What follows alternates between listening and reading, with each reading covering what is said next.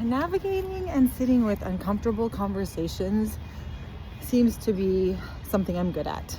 I do it in the death doula work that I do, coaching, even in my friendships and personal relationships. I find myself just able to hold a neutral space in a difficult situation.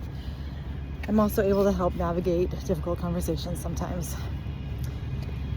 And at the same time, I have had a past of a patterning where I overdo, overgive, overcompensate, over. I'm sure many of us women relate to that. Something I've had to unlearn.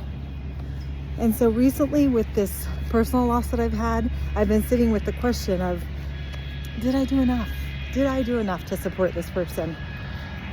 And then also at the same time, a little bit of questioning, or where did I overgive? And honestly, the question sits more in the area of, did I do enough? Could I have pushed more difficult conversations, even though it wasn't being asked of me? It wasn't. In this personal example, I really watched myself sort of sit in between, I want to give here, I want to be there, but he's not asking me. So then I would watch myself sit back and wait until I was asked.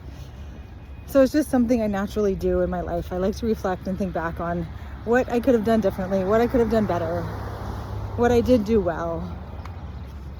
But you know what? In the end, the most beautiful thing I realized, one sentence that my friend said to me towards the end of his life, when his speech was impaired. He struggled to get it out, but he said to me, "You're doing it good."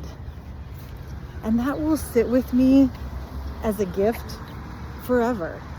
Because you know what? That just really confirms that sometimes presence is all we need. Yes, I did have difficult conversations. I did help him navigate through a lot of stuff and the family, but really, presence is what mattered. I showed up and I was present. I took care of myself before and after visits. And for this situation, my presence was good enough. What a gift. What a gift.